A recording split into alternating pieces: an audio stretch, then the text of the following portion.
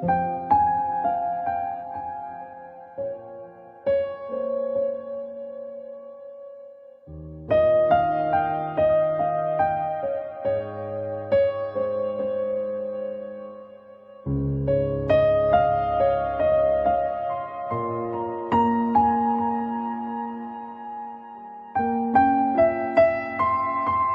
यहाँ पे मैं हेडिंग डाल देता हूँ कि हम लोग जो है आज क्या पढ़ने जा रहे हैं, कैलेंडर। ठीक है, इस टॉपिक को आज हम लोग पढ़ेंगे, कैलेंडर क्या होता है। ठीक है, तो कैलेंडर को पढ़ने से पहले अगर मैं आपको एक नॉर्मल सी चीज़ पूछूं कि हमें पता है कि एक ईयर में कितने दिन होते हैं, राइट।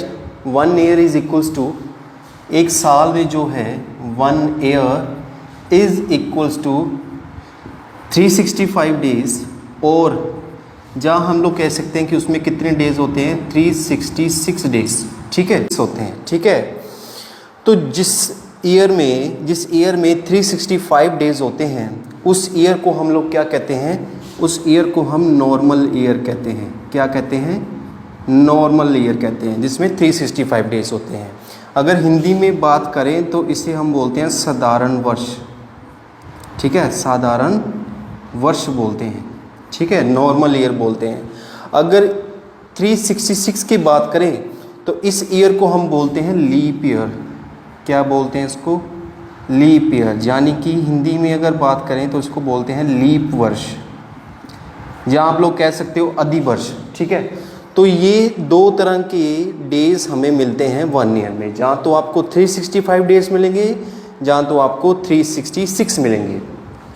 जो ईयर 366 वाला होगा, जिस साल में 366 दिन होंगे, वो कौन सा ईयर होगा, हमारा लीप ईयर होगा। और जिसमें हमारे पास 365 दिन होंगे, उस ईयर को हम लोग क्या बोलते हैं, नॉर्मल ईयर बोलते हैं।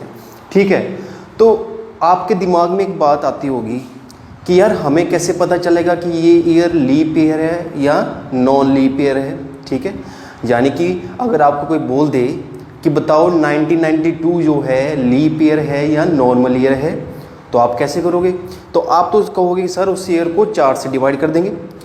जैसे मैं बोलता हूँ कि बताओ यार 1992 एक लीप ईयर है या नहीं, तो आप क्या करते हो, इस ईयर को 4 से डिवाइड करते हो। अगर इस ईयर को 4 से डिवाइड करने पर रिमाइंडर हमारा क्या आता है, 0 आता है, शेषफल 0 आता है, तो वो क्या होता है, लीप ईयर होता है। ठीक है, यानी कि इस ईयर को 4 से डिवाइड करने पर हमें पूरे को नहीं डिवाइड करना, हमें सिर्फ और सिर्फ लास्ट वाले 2 डिजिट्स को 4 से डिवाइड करना है। अगर मैं लास्ट वाले 2 डिजिट को 4 से डिवाइड करता हूँ तो देखो क्या बनता है, तो मेरा यहाँ पे रिमाइंडर जो है वो क्या आ रहा है, 0 आ रहा है। अगर किसी भी ईयर के लास्ट 2 डिजिट्स को डिवाइड करने पर हमारा रिमाइंडर 0 आता है, तो हम उस ईयर को क्या कहते हैं, लीप ईयर कहते हैं। तो यानी कि इसका रिमाइंडर जो है वो क्या आ रहा है, 0 आ रहा है। सो हम कह सकते हैं कि 1992 जो है वो क्या है, लीप ईयर है। ठीक है, तो उसी तरह से अगर एक एग्जांपल और देखते हैं, जैसे मैं बोलूँ 1983 220, तो बताओ ये क्या, इसमें से कौन सा लीप ईयर है और कौन सा नॉन लीप ईयर है। अगर मैं इसका देखूं तो लास्ट वाले 2 डिजिट जो है 4 से डिवाइड नहीं होते, तो इसमें हमारा रिमाइंडर 0 नहीं आता है, तो ये एक लीप ईयर नहीं है। 217, इसमें भी जो लास्ट के 2 डिजिट्स हैं उसको 4 से डिवाइड करने पर हमारा रिमाइंडर 0 नहीं आता है, तो ये भी एक लीप ईयर नहीं है। और 2020 जो अभी चल रहा है, तो इसमें लास्ट के 2 डिजिट डिवाइड करने पर किसको, 4 से डिवाइड करने पर 20 को, हमारा रिमाइंडर क्या आता है, हमारा रिमाइंडर 0 आता है। तो 0 का मतलब है कि ये जो ईयर है वो क्या है, लीप ईयर है। तो कुछ इस तरह से हम आइडेंटिफाई करते हैं कि कौन सा ईयर लीप ईयर है और कौन सा लीप ईयर नहीं है।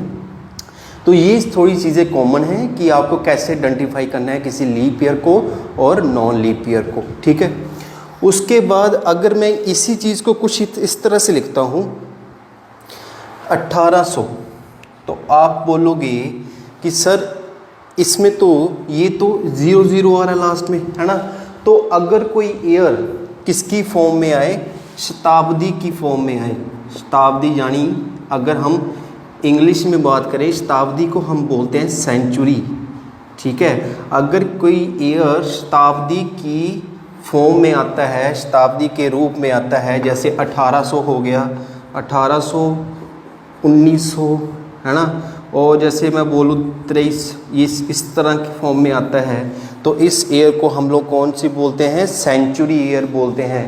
तो अगर इस टाइप के ईयर को चेक करना हो कि ये एक लीप ईयर है या नहीं है, तो क्या करोगे, तो आप क्या इसे भी 4 से डिवाइड करोगे और चेक करोगे कि ये लीप ईयर है या नहीं, इसे 4 से डिवाइड नहीं करेंगे। इसे हम कैसे करेंगे, इसे अब 400 से करके देखेंगे। इसे अब हम क्या करेंगे, 400 से भाग करके देखेंगे, ठीक है।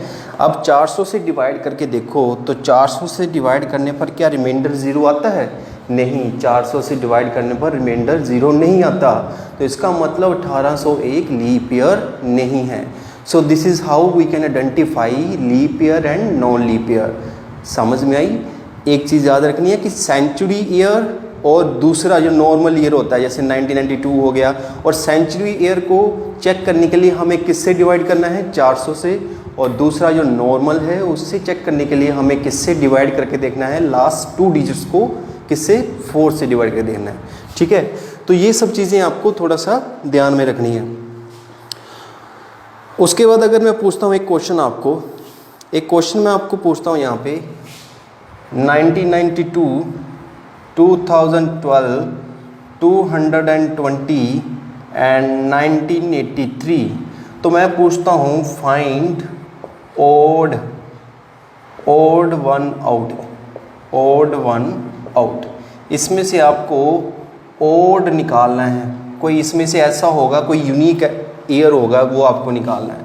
तो देखो सबसे पहले यहाँ पे कैसे निकालेंगे कोई यूनिक ईयर। सबसे पहले मैं इसके लास्ट के 2 डिजिट डिवाइड करके देखूँगा 4 से। तो अगर मैं इसको 4 से डिवाइड करता हूँ तो ये पूरा कट जाएगा, तो मतलब रिमाइंडर 0 आ गया। अगर रिमाइंडर 0 आता है तो इसका मतलब ये एक क्या है, लीप वर्ष है। अगर इसको मैं 4 से भाग करता हूँ लास्ट वाले 2 डिजिट्स को 4 से, तब भी ये पूरा का पूरा कट जाएगा। 4 3 12, रिमाइंडर 0, तो ये भी क्या है, एक लीप वर्ष है। 2020, इसका लास्ट के जो 2 डिजिट हैं उसको मैं अगर 4 से भाग करता हूँ तब भी हमारे पास क्या बचता है, रिमाइंडर 0, तो ये भी एक लीप वर्ष है। पर यहाँ पर 83 है, 83 को अगर 4 से भाग करते हैं तो हमारे पास रिमाइंडर 0 नहीं आता है, तो यहाँ पर रिमाइंडर 3 आ रहा है। तो इसका मतलब ये एक लीप वर्ष नहीं है। तो अगर ये लीप वर्ष नहीं है तो ये क्या है, नॉर्मल ईयर है। तो इसका मतलब ये तीनों क्या है, लीप है, पर ये एक क्या है, नॉर्मल ईयर है, जो इन चारों में से क्या है, यूनिक है, ठीक है। तो इस तरह के क्वेश्चन हो सकता है आए, ठीक है। तो मैं तो जस्ट आपको बता रहा था कि कैसे मतलब इसमें आइडेंटिफाई करना है कि लीप ईयर और नॉन लीप ईयर के बेसिस पे कैसा क्वेश्चन आ सकता है, ठीक है। तो ये सब हमारा जो है कैलेंडर का कंसेप्ट है। स्टार्ट में हमने पढ़ा कि कैसे आइडेंटिफाई करना है बाय डिवाइडिंग 4 एंड 400। 400 से कब डिवाइड करना है, जब कोई सेंचुरी ईयर हो, ठीक है। तो अब चलते हैं आगे।